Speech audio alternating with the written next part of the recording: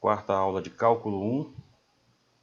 Nessa aula nós vamos tratar de mais algumas poucas propriedades, e essas que vão ser, na verdade, ferramentas importantes para deduzirmos alguns fatos lá para frente. A primeira delas que eu quero mencionar aqui é o seguinte: dizer que o limite de f de x quando se estende a k é igual a L é a mesma coisa que dizer que o limite da função f menos L, como se fosse aqui uma função g de x dada por g de x igual a f de x menos L, quando x tende ao mesmo k, vai ser igual a zero. Esse é um fato que parece e é muito intuitivo e é muito importante para nós deduzirmos algumas regras no futuro. Vejam, se o limite de f de x é L, então o limite de f de x menos L é zero, e vice-versa. É isso que essa propriedade mostra. Outra propriedade é que dizer que o limite de f de x quando x tende a k é L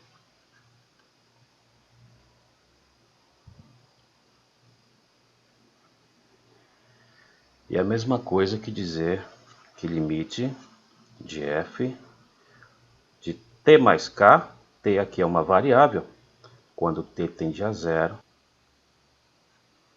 é o L.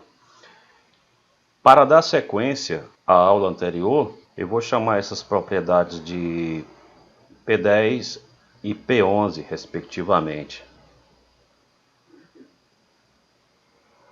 Em suma, a décima e a 11ª propriedade são propriedades que nós podemos chamar de ferramentas para algumas deduções que nós faremos em aulas subsequentes.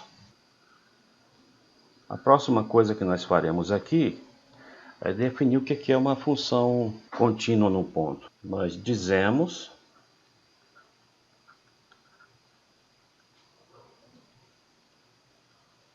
que uma função f é contínua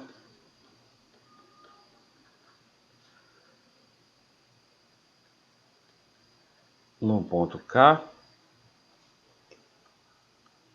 quando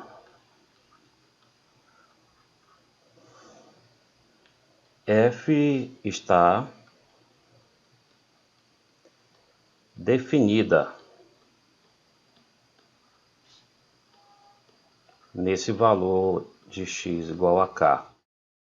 Por exemplo, se f de x fosse 1 sobre x menos 3, não teria nem sentido eu perguntar sobre a continuidade da f em x igual a 3, porque em x igual a 3 ela nem está definida. Tá? Então só tem sentido indagar sobre a continuidade de uma função num ponto onde ela está definida, ok? Bom, a segunda condição para termos a continuidade da função no ponto K, ou na abscissa K, é a seguinte: é que exista o limite de f de x quando x tende a k. Ok? E a próxima é que esse limite seja o f de k. Que o limite de f de x quando x tende a k seja o f de k. Correndo o risco de sermos aqui um tanto incompletos, nós podíamos dizer que uma função é contínua num ponto quando o limite da função nesse ponto for a f desse ponto. Tá? Mas com cuidado, é bom que tentemos verificar essas três coisas em cada caso que formos avaliando. Eu vou só mostrar um exemplo aqui de funções contínuas. Vocês reparem que nós já trabalhamos com algumas funções contínuas. Por exemplo, limite de 2x menos 1 quando x tende a 3. Aqui nós podemos chamar de f de x, né? Por propriedades anteriores, nós sabemos que esse limite aqui vai ser 5. E neste caso, reparem, é o próprio f calculado em 3. Então, primeiro, essa função f aqui, ela está definida em x igual a 3, né? Existe esse limite, e esse limite é o f de 3. Então, essa função aqui, vamos explicitá-la de maneira completa, f de r em r, dada por que a cada x leva no f de x igual a 2x menos 1, ela é uma função contínua no 3, mas reparem que ela vai ser contínua em qualquer ponto. Você pode fazer uma experiência e um pequeno raciocínio lhes permite concluir que essa função ela vai ser, na verdade, contínua em tudo que é ponto do seu domínio. Quando uma função é contínua em tudo que é ponto do seu domínio, nós dizemos simplesmente que essa função é contínua. As funções polinomiais são funções contínuas. Ok? Então, reparem, nós já estávamos trabalhando, sem mencionar, com algumas funções contínuas. Uma outra propriedade, que na verdade é bem mais fácil de ser exibida em exemplo do que enunciada, ela é assim. Imaginem que limite de g de x, quando x tende a k, é um número, digamos, chamado de beta. E se f for uma função contínua,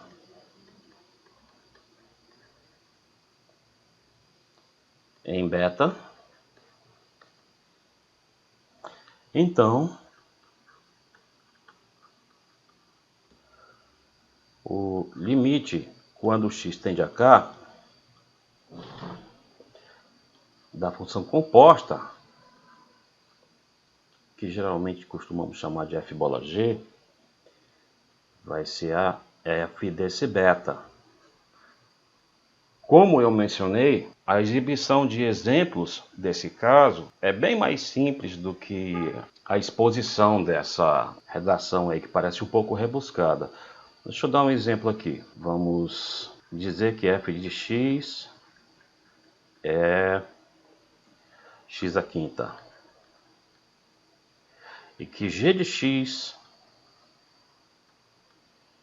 é 2x menos 3. Quem é f bola g de x, ou f composta com g de x? Só para refrescarmos a memória, é a f aplicada em g de x. É como se isso aqui fosse o x da f. Se isso aqui funcionar como se fosse o x da f, isso aqui significa que isso vai dar g de x à quinta, né? Mas quem é g de x à quinta? É 2x menos 3 à quinta. Vamos tentar verificar quem seria o limite de f composta com g, x tendendo, digamos, a 2. Muito bem. O enunciado, ele diz que se a f for contínua em beta, sendo beta o limite da g, então existe o limite da função composta e a f desse beta. Muito bem, vamos ver quem é o limite da g quando x tende a 2. Vamos lá. Limite de g de x quando x tende a 2 vai ser 2 vezes 2, 4, menos 3, 1. Nós sabemos que para saber esse limite basta substituirmos aqui, né? Então vai ser 1. Este aqui que vai ser o nosso beta. Ok? E sabemos que a f é contínua em beta, né? O limite de f de beta quando x tende a 2, né, é o f de 2, a 2 à quinta. Nesse caso, nós estamos, portanto, dentro das condições para o uso dessa propriedade. Vamos só lembrar novamente como é que é essa propriedade. Se limite de g de x quando x tende a k é beta, e se f é contínuo nesse beta, então o limite da composição é o f do beta. Então, existe esse limite de f composta com g em x tendendo a 2, e é o f do beta. Quem é o nosso beta, eu repito, que é 1. Então isso vai ser o f de 1, que vai ser 1 elevado à quinta, que é 1, né? Poderíamos olhar para isso de uma maneira um pouco mais, digamos, rápida, da seguinte forma. Digamos que nós temos uma função aqui, h de x igual 2x menos 3 elevado à quinta. Essa h é a própria f composta com g. Aí, sem carregar muito notação, essa propriedade ela está dizendo que nós, ao sabermos que essa estrutura aqui é contínua, digamos x elevado à quinta é contínua, nós podemos só calcular o limite daqui, do que está aqui dentro, e elevar esse limite à quinta. É isso que aquela propriedade diz, em particular, né? Então, quem é o limite de 2x menos 3 quando x tende a 2? Esse limite é 2 vezes 2, 4, menos 3, 1, nós sabemos. Então, esse limite aqui, o limite da h, o limite disso tudo, é este limite da g, que no caso era o nosso beta, né? Fica 1 elevado à quinta, que é 1. É o que nós chamamos de limite da função composta, ok? É, na verdade, de aplicabilidade bem simples. E é interessante nós sabermos identificar uma composição de funções aqui. Sabermos identificar que nós temos uma f de x igual a x à quinta e uma g de x igual a 2x menos 3. E, portanto, isso pode ser escrito como f composta com g. Por que é importante identificarmos isso? Porque lá adiante, quando formos ver algo chamado regra da cadeia em derivação, nós precisaremos ter esse conceito em mente, precisaremos ter essa habilidade para identificar uma composição de funções aqui. No momento você não precisa tanto, basta fazer como nós fizemos aqui embaixo. Mas logo adiante, quando estivermos, eu repito, em regra da cadeia, em derivação, vai ser muito importante, vai ser muito útil e proveitoso termos em mente o mecanismo para enxergar isso como uma composição de funções. Temos outro teorema agora, muito importante, que eu vou enunciar de forma completa aqui. Sejam duas funções f e g definidas em um intervalo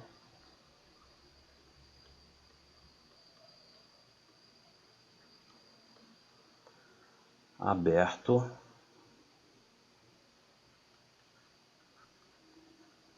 e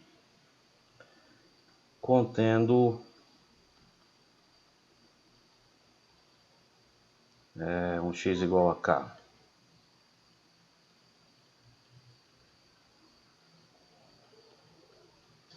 Exceto possivelmente esse próprio k.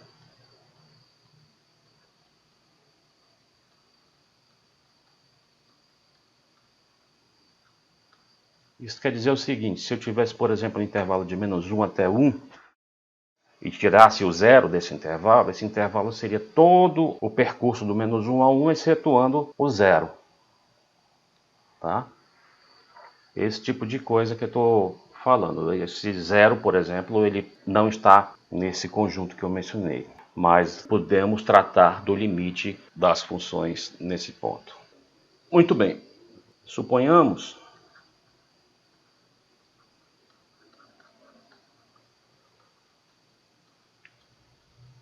vamos supor que a função h, uma função h, esteja entre a f e a g.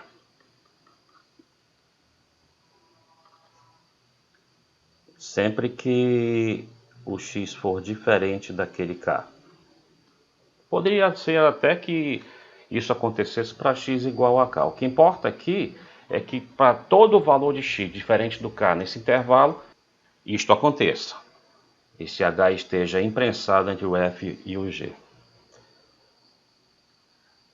Se o limite de f de x em x igual a k, x tendendo a k, perdão,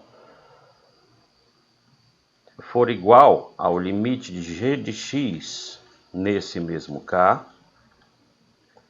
então o limite dessa função h nesse mesmo k existirá e será também igual a L. Limite de h de x, quando x tende a k, existe e será igual a L também.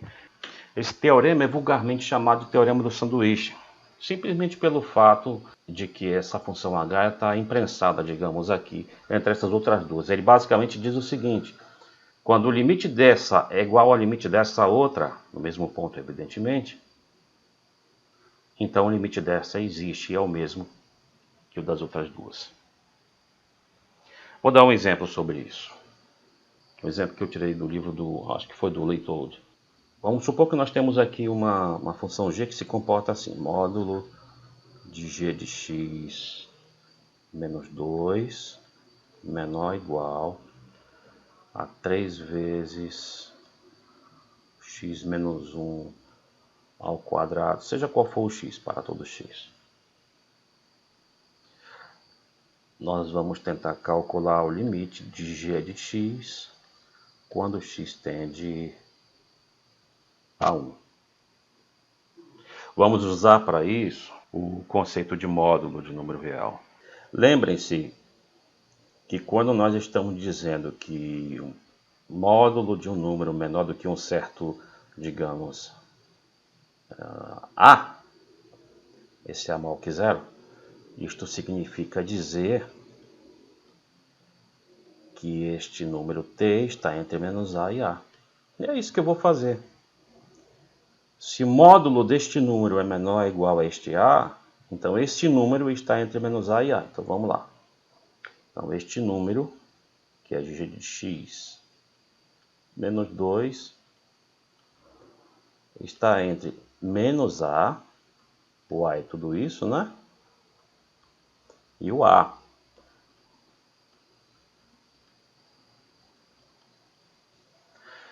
Eu vou separar a g, que eu não quero g de x menos 2, eu quero só a g, porque eu quero trabalhar só com a g aqui. E tem como fazer isso aqui nesta desigualdade. É só, reparem, adicionando todos os membros aqui ao mesmo número 2. Então fica menos 3, x menos 1 quadrado mais 2, menor ou igual g de x, né?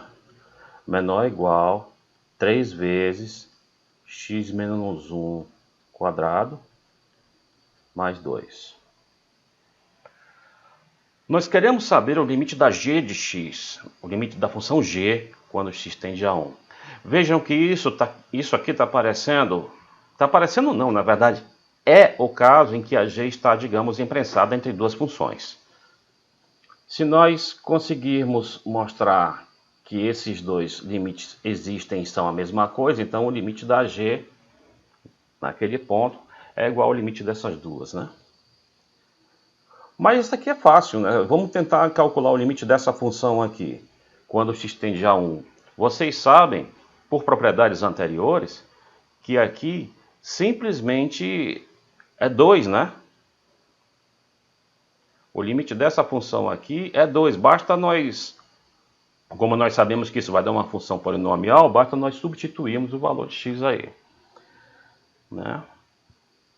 Então esse limite é 2. O limite aqui é 2 dessa função.